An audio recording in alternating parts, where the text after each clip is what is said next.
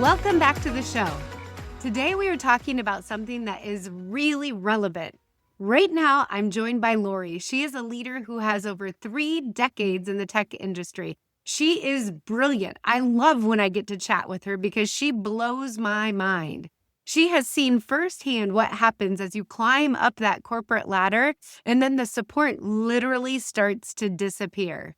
What I love about this episode is that we're talking about the real challenges that you and leaders face in that messy middle. You know what it is, the overwhelm, the pressure, the lack of guidance. And then we're going to talk about how Lori is changing that for women throughout leadership development and specifically the hot topic of AI. We're also diving into how you can actually use AI in a practical, non-intimidating way. So whether you're new to it or you're advanced in it, this is a conversation for you. If you've ever felt stuck or stretched thin or simply unsure how to take the next step, this one's for you. Welcome to the Lead with Spark podcast, the show where real women lead with authenticity, show up with presence, and live out their purpose. I'm Lynsey Mulder, speaker, C-suite executive, family gal, travel junkie, and a firm believer that your leadership starts from within. Around here, we go beyond the fluff. We talk about the real stuff no one teaches you in leadership training. Your values, your superpower strengths, boundaries to stop burnout, and how to quit being the chaos coordinator of your own life. Whether you're building a business, leading a team, or just trying to stop feeling stuck in the daily grind, this is your space to get clear, get aligned, and finally lead with confidence. So let's cut the noise and reconnect with the spark that makes you, you. Let's go get our spark on. Welcome, Lori. I am so glad that you're here. For those of you that don't know, I met Lori a couple months ago. She was a fast friend because we think alike. We're in the same world, doing a lot of the same stuff. And so thank you for coming. I'm so glad you're on. Thank you for inviting me. I'm excited to talk to you today and have this conversation. Yes, I know the stuff you're working on, my listeners are just going to eat up. They're going to love it. So I know you, I'm looking forward to even getting to partner with you on a few things, but these guys don't. So why don't you fill them in a little bit on your journey, what you're doing, and kind of what brought you to the work that you're doing right now? Yeah, absolutely. So I spent the last 30 years building my career in the tech industry. As you can imagine, that came with some challenges. And in the last 10 years, I moved more toward leading Microsoft partners on their digital transformation journey, then getting into managerial roles, leading teams, and understanding how to create a culture that is successful for them. But what I saw at the same time is that in that space of leadership, the training for my career development was less and less. And then when I got into a director role, it was non-existent. And it was true. something that people validated. Yeah, people validated that as you get higher and higher on the corporate ladder, the training becomes non-existent. And that to me is a big miss because those are really important roles. And there is so much that we can continue to learn and grow to properly lead our teams, our organizations, and even the business and the vision and the strategy. And the only available training that was out there was like the 10,000 to 20,000 business, schools. I'm like, I can't pay for that. They don't even hone in on the things that you specifically need. I mean, you and I talked about how when you first get into leadership, you're like, oh my goodness, what did I do? Where's the blueprint? But at least at that point, you've got this group of people that kind of care. And so they're nurturing you along. But literally the higher that you go, the less you have that people are mentoring you, that people are trying to train you. It becomes a little bit more competitive, but it becomes super lonely at that stage because you don't have anybody to turn to. If you ask for help, you feel like you're failing. And so you don't want to ask, and there's no programs. 100%.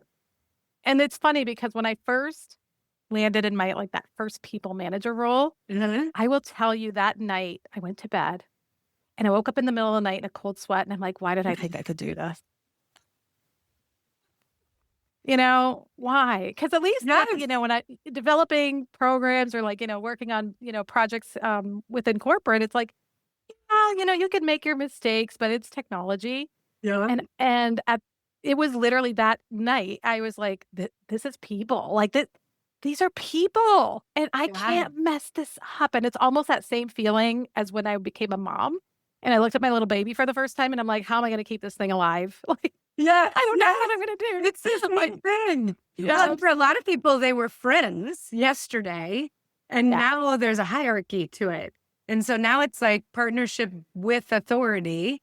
And as you keep moving up, you feel like that partnership or those friendships that were kind of disappear because now you've got to be this executive leader. You're leading all the strategy, you're driving the direction. It just gets so much harder, which is where you come in. So share kind of the work you're doing right now because it's super exciting. Oh, thank you. Yeah. So I built a leadership development program for women by women Yeah. that are in the messy middle of management. And when I say messy middle, I mean senior manager, director, senior director, VP, because that's the layer that has the least support, but quite substantial responsibilities. And without the peer relationships I had when I was in those roles, I wouldn't have been successful because there is a lot to think about and a lot to balance and juggle. And especially even with managing a budget, multi-million-dollar budget, it's like, here you go, no training, just figure it out. Irresponsible. It's I don't balance my checking account. Now I have to balance a multi-million-dollar account. Yeah. And Serious. so it's those types of things that it just kept raising like these red flags in my head, these little alarm bells going off. And I remember asking about training and people just laughing, going, yeah, there's none of that. And looking for training externally and seeing the cost and knowing, well, my training budget, like my personal training budget is going to be 1/10 of this. So I'm not going to get approval and I can't invest that kind of money in that kind of training. So at the same time, there were a number of women that were also in, the director roles with me at my last company. And we were talking about it and kind of waxing poetic about, what a shame that there isn't the training that we need, because that would be wonderful. And I said, you know what, here I am taking a bite of my lunch. I don't know. I forget if it was a sandwich or whatever. And I'm just like, you know what, if this program doesn't exist for us, I'm just going to build it. And I love that. I love that. Take the action. Let's go. yeah. And then my techie side of me, I'm such a nerd because I know that, the future of work is going to include working with AI in some way, shape, or form. Oh, absolutely. Yeah. And I had already seen in that company, the way AI rolled out was terrifying to me because literally it was one day an announcement, an email. Oh, we have this, internal version of ChatGPT. We're going to run a hackathon so everybody can build a prompt library and you all figure out how to use it to best be, to best automate or be more efficient in your role. And I am pretty tech savvy. So I'm like, okay, I know how to leverage it and, Yeah. I understand, good prompt in, good result out, excellent prompt in, excellent result out. But then also garbage in, garbage out. Garbage is so true. Yeah. I've seen so I'm like, many people are still scared of that though. They don't quite understand when you say good prompt in, they can't, I'm trying to figure out how to word it. They can't even comprehend like, what would I ask it to do? Because everybody has this fear that it's going to replace them. And I always think about hands versus heart, right? Heart and head. There's pieces of both that it could probably do. So when you explain that to people, how do you explain it when people are just even scared to get started? I explain it in this way. You know all the things about your job that are just absolute crap that you do not like to do. Yes, and they really are like offer no business value, but it's the admin work, the mindless work, even just the energy to craft the right kind of email with the right amount of details and make sure you have everything perfect for whoever the audience is. I mean, I'm not going to say AI should be used as an expensive email writer. Absolutely not. That is one way, but there are so many ways where you could look around and say, I'm doing this monotonous work day in, day out, or week over week, and or these monthly reports, and this is the bane of my existence. This is the thing that makes me not want to log in today. I want to take a sick day.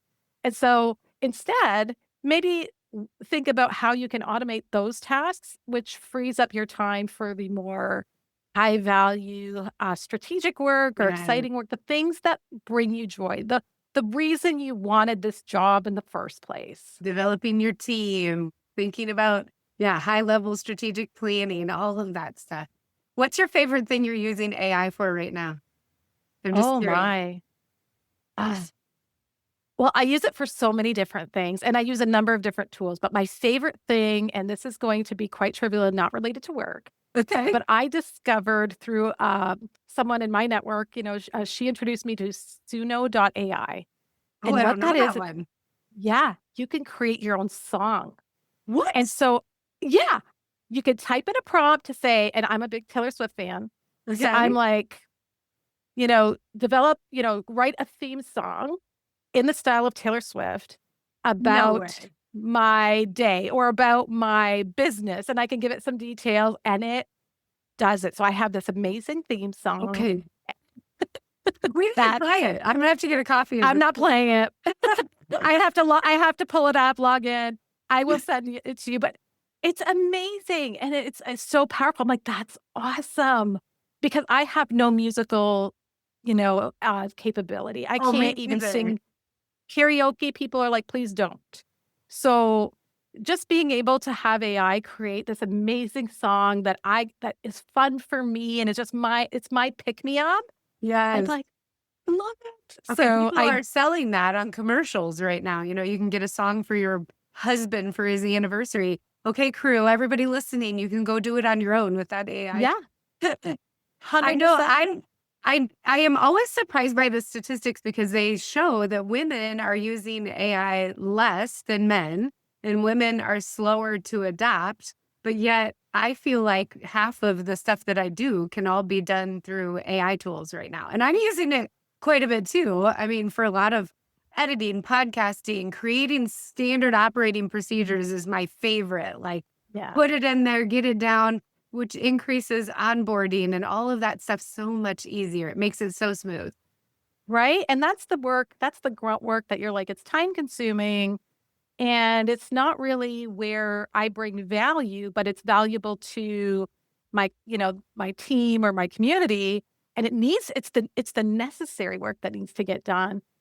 And so that's when you can offload that to AI, that's fantastic. 'Cause then it frees up your time for the more high value work that is in your wheelhouse where you're like, this is where I thrive and this is my purpose. This is what I'm doing and this is the value I bring. So when I hear, these tech billionaires talking about, well, AI is going to replace all of us, I just laugh because that's not the case. Okay. There's 8 billion people on the planet. I don't know what the number is.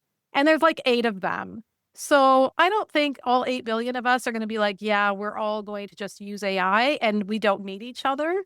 Right. Absolute No, nonsense. no. And that's the stuff that concerns people and obviously puts them off of wanting to adopt it, right? But it can be used for so many valuable things, even just understanding culture differences. Like when you think about in the workplace, having to work with different people from different backgrounds, cultures, everything, right? Even having an understanding of the cultural nuance or the language, and if you and we don't have time in real time to go look this up, but Right. it's something that you could maybe, use AI as a thinking partner or create a custom, like, thinking partner that is trained on or that, has consumed you can feed it all these public resources and say, what are the cultural concerns I should have going into this meeting where I know that there is gonna be these different, um, individuals and these different roles and backgrounds and gender? Because it is very interesting to see in real time how people who are extremely smart tend to get really quiet when they're in certain rooms, and Mhm. that could be a cultural thing, it could be a gendered thing, it could be a mix of both. and how you create that safe space for them to bring their, intelligence, their expertise, let them have that confidence and that safety to do that. That takes work Yeah. because and for me, I'm Lebanese. I've always been very outspoken. So I just, will say things that might shock people from time to time and would never be said in the corporate Which is world. And probably why I love you, because I just I'm not Lebanese. yeah, but other people don't have that comfort, so I tend to, like, adopt the voice for them, and in some ways it works, in some ways it backfires, so I wouldn't recommend it. But it's just understanding that, right? And that took me a long time to really understand the people I was working with, the way they work best, where they feel comfortable, how they communicate, how they even digest information. Everyone does it differently, like, some people are more auditory, they need to hear, like, lessons if they're doing training. Other people are more visual. Everyone's different. And Yes. instead of trying to make everyone adapt to the same kind of training or the same, kind of working style, we need to be more open and embrace the differences. So for me, that's where I think AI can be, an amazing, useful tool.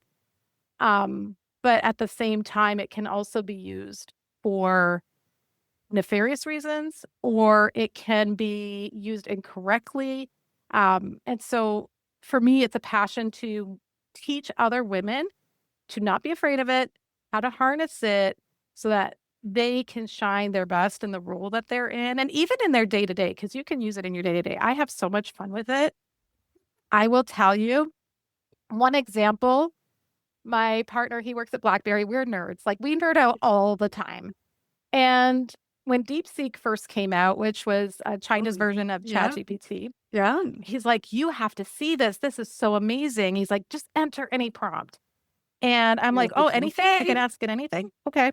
And so I asked it how I could convince my partner to make more money so I could retire and Perfect. live a life of luxury and joy. And it started, because it was such a basic prompt, obviously I got like a garbage response. So Right. I kept pushing it further. And then it went into suggesting different things he could do to earn Awesome. more money. And then my husband about this one. Oh, yeah. And I was like, I've tried all of those things. He is not receptive. Yeah. And then it got to the point. So after a number of iterations, it finally got to the point, well, your husband is not supportive and you need to leave him. So, That's not the option. But oh thank yeah, you, Mr. we AI. were laughing. Like, we were laughing our asses off. It was and he is like, "Why are you such an asshole like that?" And I'm like, "Because that's what makes it fun." That's amazing. And Yeah. he's like, "You take it seriously." I'm like, "But no, so sometimes it's nice to have fun with AI because that makes people want to use it more when you can understand ways you can, have some lighthearted fun with it, like Oh, Suno yeah. AI. Yeah. And, Well, but then understand, even as a yeah, speaker, when I'm putting my stuff together, sometimes there's a point where I'm like, I need to shock them. What can I do?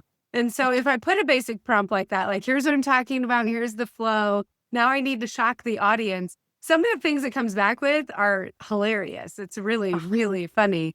But I also can use it to say, hey, I'm going in front of this group. It's marketing people, it's HR people. Give me some of the language that they're using around this topic. Help me to be more relatable. And it'll share that, which is pretty exciting.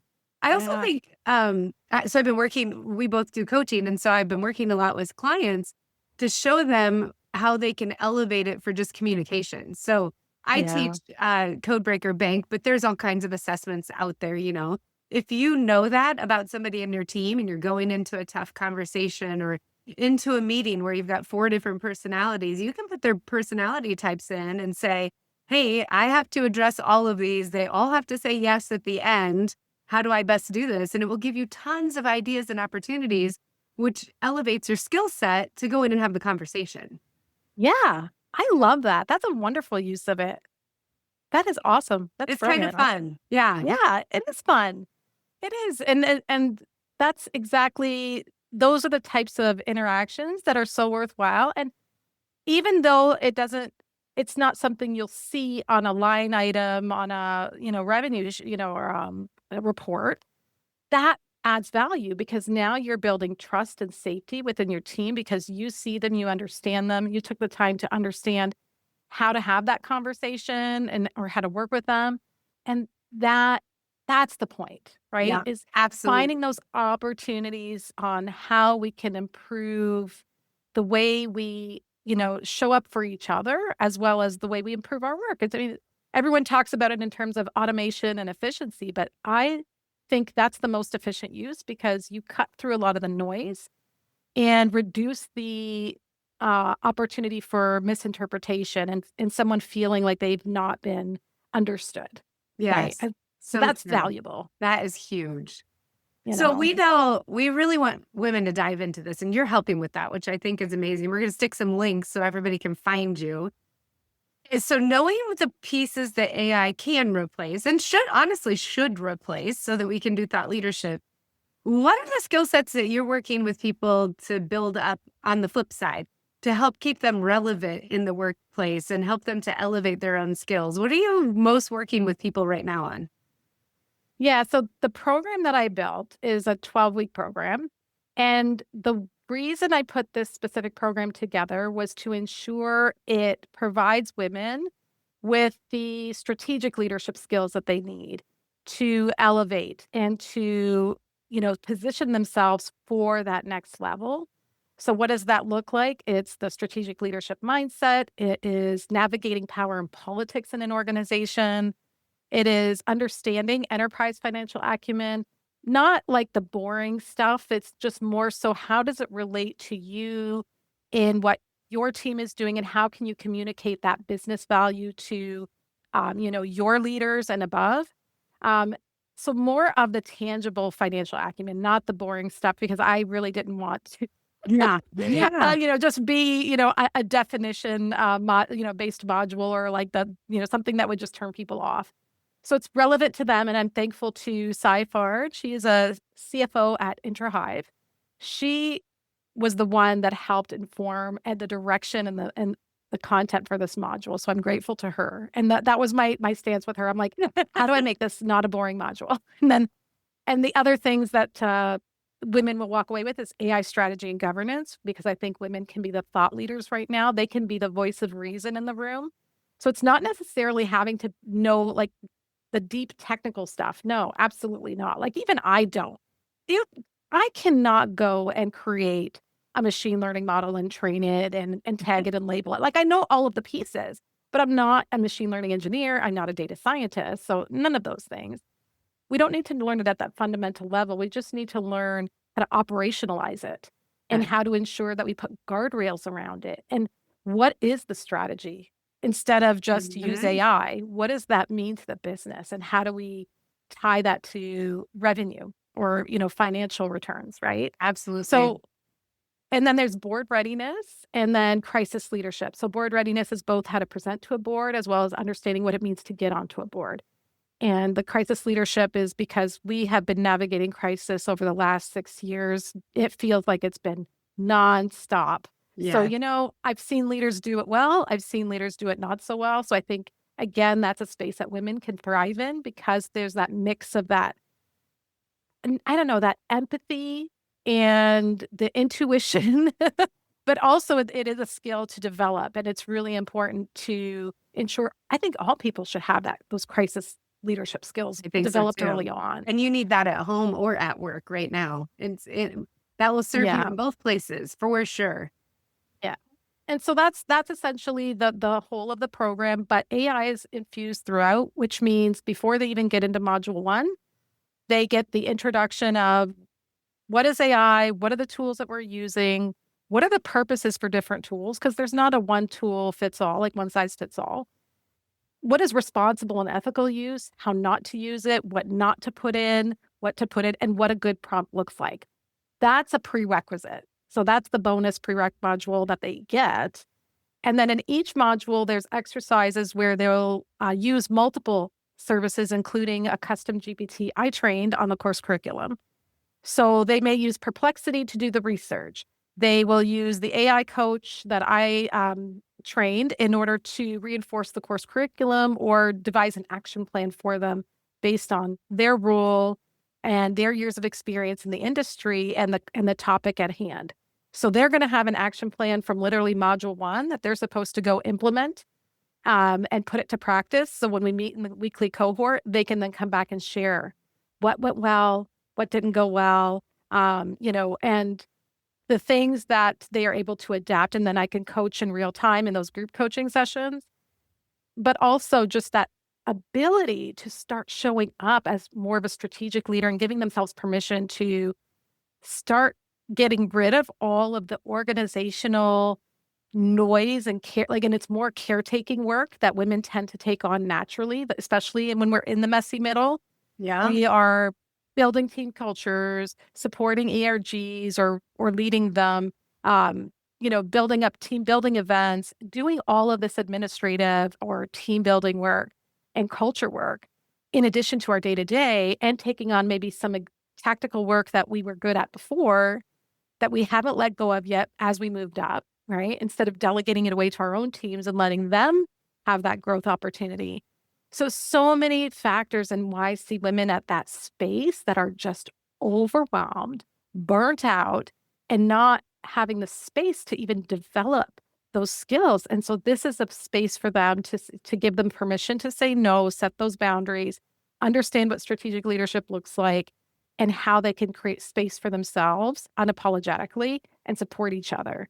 But then also building their AI fluency. So when they get out of the program, they know how to do that. They know how to leverage it. They know the different tools, I like I said, I touched on a set of them that I called the executive AI operating system, but there's so much more. But once you get comfortable with a few, you start to understand how you can then take that AI fluency and leverage it for any other tool, right? Yeah. Yeah. And then to be the thought leaders in their organization to say, hey, we are using AI recklessly, or maybe it's just being used as a very expensive email writer. Let's really have a strategy around what it looks like based on team, role, and what are the outcomes that we want. Yeah. Yeah. I think and we talked about this before, but as women, we go into those real roles and we feel like we have to do it all and we're accountable for all of it. And we want to make sure their hands are on all of it. And it's this mental shift for women to say, I need to be resourceful. I don't need to actually do everything, but I need to be resourceful. I need to use my AI tools or the tools at my hand, or I need to use the experts that are out there and give them the authority to own that little piece of the world and check in with me, obviously, and all that. But be resourceful in the things that we're doing, because where we can really shine and add value is that communication, the nurturing of the team building, the culture, the managing up, managing down, being those thought leaders that are bringing everybody else's views together and cutting through the muck to find the direction that we need to go. The more that we can do that, the more that we're going to shine now and in the future, because this tech world is not slowing down. So the more that we can learn how to do that and leverage each other, I just feel like the better off we're going to be. 100%. 100%. And I want to also preface this next piece. So it's like, when we mention and whenever I see the headlines around, women are using AI less. Cringe. It just burns my butt. Because you know what? The most prominent figures in AI right now that I know of, majority of them are women. Everyone thinks of Sam Altman or, who's the other guy? I don't even know his name. So that tells you something.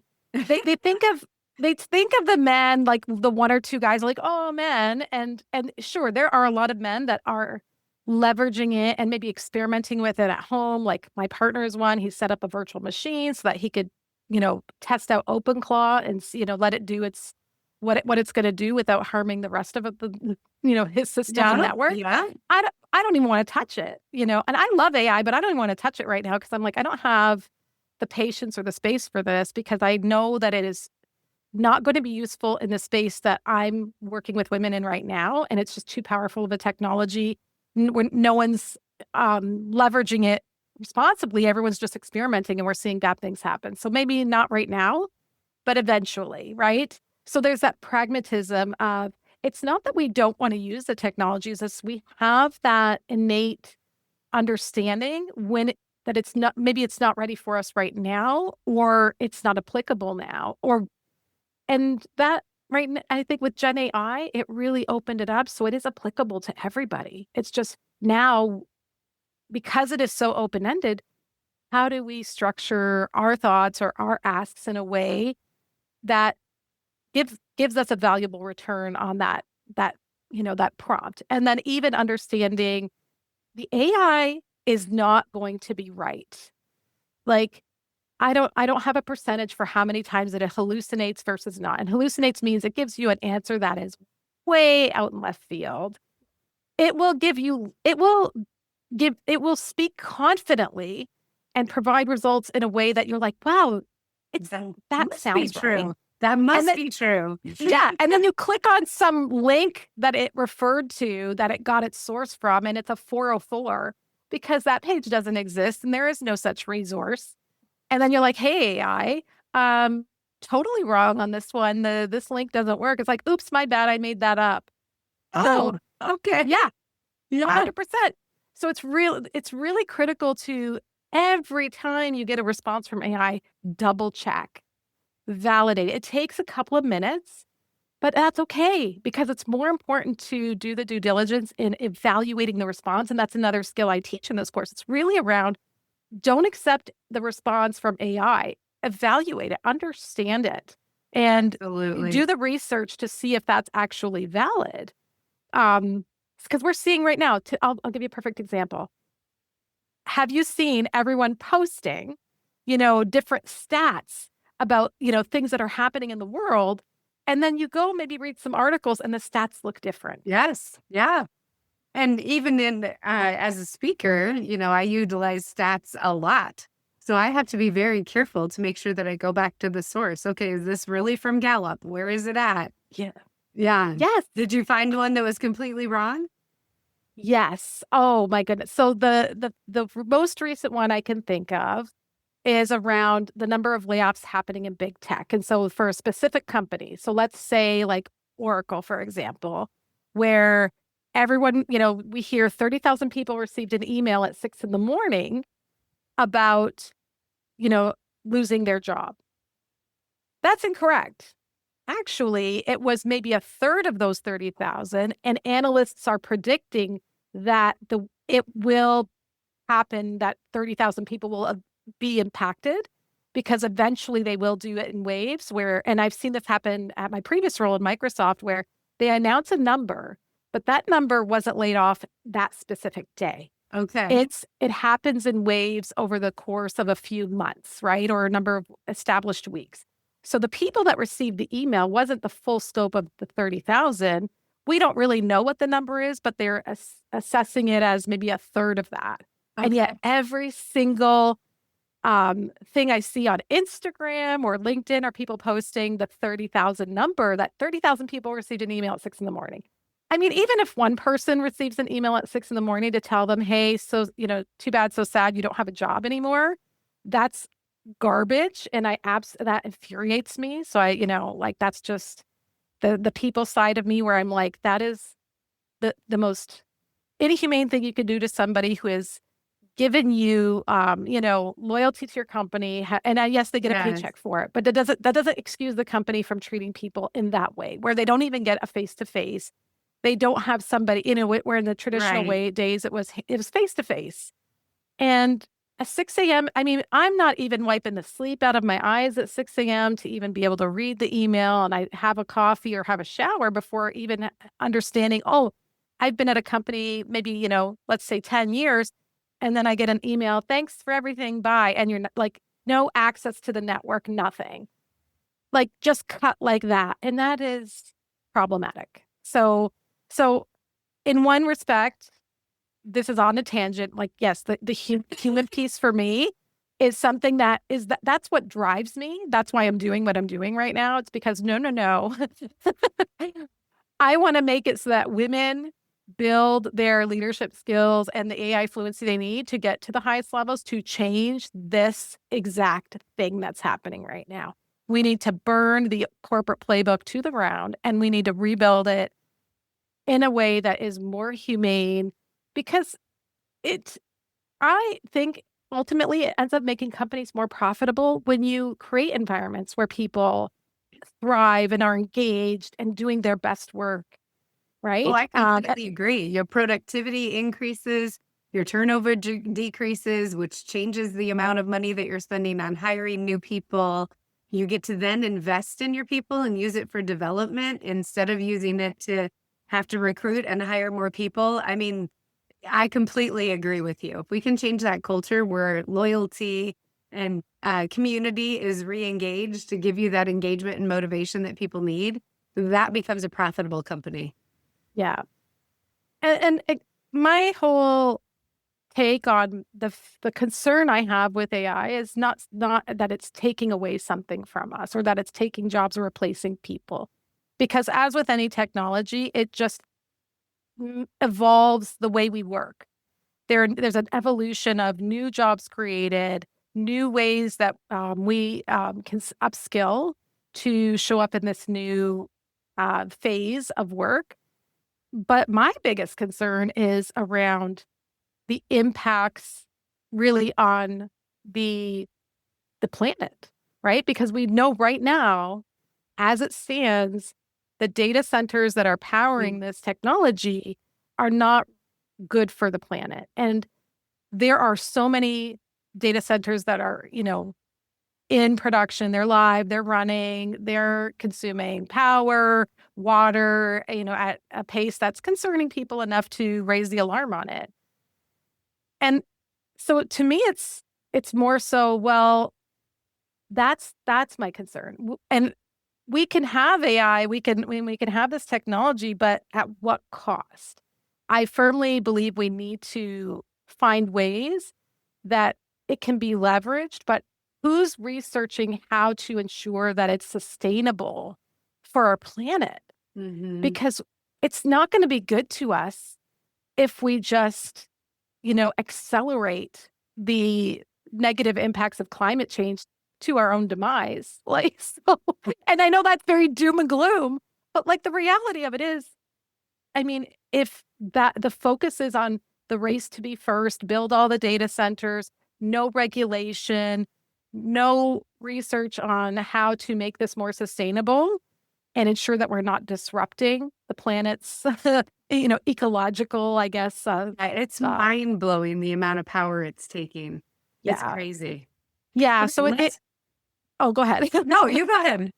No, so I was going to say it does feel when even when I'm using it, I'm like, I know this isn't good for the planet. And so it feels like that there is this conundrum within myself, right? But that doesn't mean that we step back from it. It just means we start asking our leaders, our corporate leaders, our leaders in government, and the tech billionaires to invest in ways that they, find more sustainable ways to do this and improve and give back instead of just take. Yeah, something that we Yeah. definitely need to be thinking about and how to I know influence that that. this got How real do- serious real fast. I'm yeah, so it sorry. did. Okay, I want to go back because I do want to make it actionable. So Yes. for people that are maybe dabbling in it and they're trying to figure it out, what do you recommend that they start doing right now? How should they dive into this world? Oh my goodness. That's a good question. I would say think about something in your life that is taking a lot of time, space, and energy that you wish you could just offload. So, for example, and this is going to be so cliche, and I know this is going to be cliche for women because I, as a woman, do not like to cook. I don't like to meal plan. But I will tell you, the fight of the day in our house is what's for dinner and what are we going to buy for groceries. So that's something that I like to offload to AI. So I have, so not only did I create a prompt around help me plan my meals or the family meals for the week, because let's be honest, I just hand them over to my partner and say, here you go. This is what you need to cook for the week. But then I also ask AI how to optimize the prompt itself to get the best result. And so that I can give it our dietary restrictions, the age of the people in the house, and ask it to have at her, like likes and dislikes, allergies, all that stuff. And it will create a pretty awesome weekly meal plan. So if I say plan it for 4 weeks out, make sure that you optimize how we use the ingredients so that my grocery bill isn't through the roof, because we all know groceries are really goddamn expensive right now. Yes. And it will do it. And you know what? You know how fun it is to print that off and just hand it to your partner and, your husband and go, I did this work. This was the mental labor. Now you do the physical labor. Yes. That's how we're splitting it. Yeah. And he doesn't need to know that it was from AI. Like he could be like, wow, you put a lot of time in that. Of course I'm going to cook and clean, honey. Thank you. So isn't that funny? I like to think of it as think about the role first. So what you just described as a chef, you're taking on the role of a chef. And then I think about the tasks that person would do. So for me, for example, we're on a podcast right now. So I think about like podcast editing or podcast assets that we need. We have to have social media that goes with it and all of the different things that go with the podcast, right? So if we think about that role, whether it be a chef or a podcast editor or an admin who's doing travel for you or whatever that particular role is, and then what the tasks are, and then just take a couple of them, just a few, and start adventuring. Like, okay, here's the transcript from this podcast.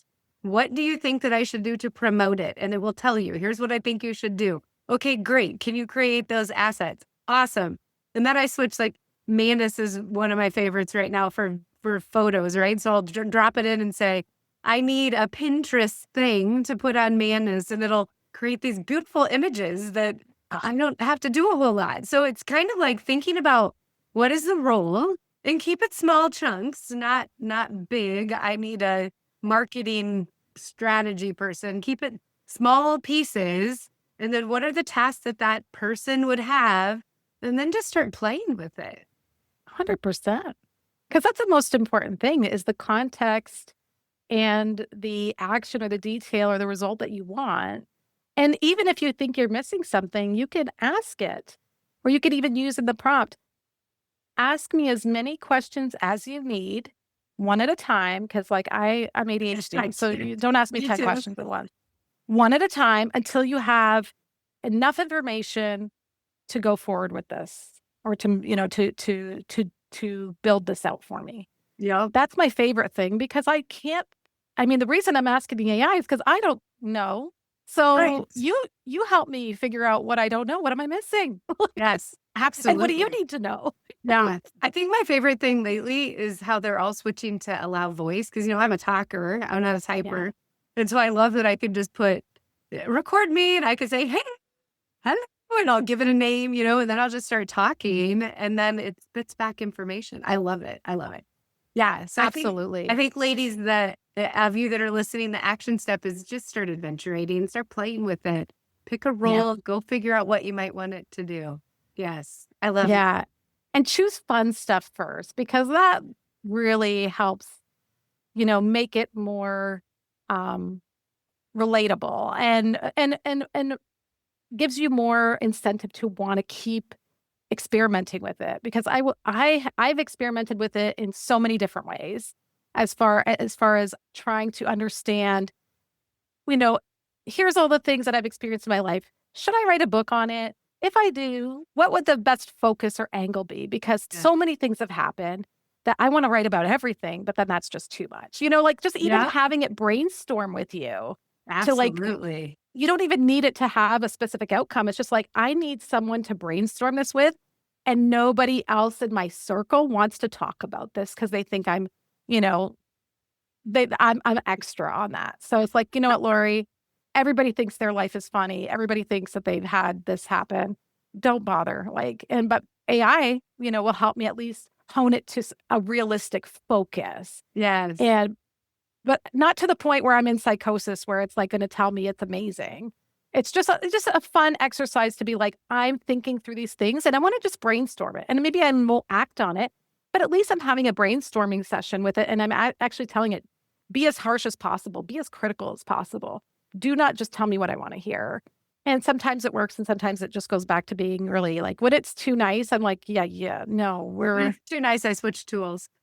Exactly. My 100%. favorite right now is on vacations because, we're travel junkies. We love to travel everywhere, but we don't like to do a lot of the touristy things. We like to go off the beaten path, find the restaurants that the locals are eating at, do the things that aren't necessarily on the tourist path, I guess is how I'll leave that. And so I love to say, like, search all the blogs, search all the fun things. What are the locals doing? Where are they having fun? And it will come back with, so we have found some of the most amazing places to eat and the things to do. And it is just fun. So if you want to experience something different than, hey, I'm going to go on a mass tour with 50 people and get on a bus and, walk in a line, that's not my deal. The AI tools have been really helping us have some fun adventures. I love that. That's brilliant. Which actually, one of the questions I always ask my guests is, if you were to travel to one place, where should we go? But more importantly, what should we actually do when we get there? Oh my gosh. I would say one place. Like, I haven't traveled much, so I'm just going based on, like, not an experience of the place, but it's like on my bucket list. It's to go to Portugal, but not to Lisbon, to like the outskirts, the smaller towns, and experience what it really is like, the culture, the food, the pace of life. Because to me, that fascinates me. I know how busy things are on this side of the world. And I always hear wonderful stories from people who generally, when they're going on vacation, go to a place where it's not well known because they are more immersed in what that experience in that country is like among locals. And I think that would be fun. And so Portugal's on my bucket list. Oh, yes. Definitely. Absolutely beautiful. I'm like looking up digital nomad visas. I'm looking at, am I old enough to be considered a retiree? And I just need to have enough money in the bank and then I can go like live there for like however long I want. I would love that, because I haven't traveled so much in my life, I have this feeling of wanting to do it more now because I missed out in my younger years. I was working so hard. I was raising 2 kids. We living paycheck to paycheck for the first half of my career. And then after that, just trying to save for retirement. And now I'm like, well, I'm in my 50s. I got to get out and see the world and I got to experience it, but I want to experience it in that way. Like you said, not the touristy way. Yes. I always tell people, you need to get moving. You need to go travel before your knees give out. And then my knee gave out and I'm like, well, okay, so you can still do it after that. But I think if I were coaching you, I would say, Lori, you need to pick a date and get it on your calendar. Because as soon as you create that focus for where you're going to go, then things are going to start popping up. You're going to notice, and eventually that date becomes real and you actually go. So I would encourage you, don't wait. Thank you. I know. I definitely will do that. This conversation has been awesome. I'm sure for some of our listeners, it's just the very tip of the iceberg as they're thinking about AI, just knowing people are scared of it. And then there's other people that are going to start diving in. And I can guarantee you, lots of ladies are going to be having chefs. They're going to create their own chef bots that are going to have menus out there. So I just love all the tips that you shared with us. I'm so glad that you came on today. And I know you're probably going to be one of our guests that comes back often. So thanks. Oh, anytime. All right. Thank you. For all you listeners out there, I want you to go adventurate with some AI. Get your spark on, figure out the things that are exciting, and learn how to play just a little bit. I'm going to put all of Lori's links and information down in the show notes. So be sure to go down there, check out what she's doing, listen to her podcast, and We look forward to seeing you next week. Well, that's it for today. Thanks for being here and for doing the work to lead yourself first. If this episode sparked something for you, take a second to subscribe, leave a review, or share it with another woman who's ready to own her leadership. And remember, the way you lead your life is the way you lead everything else.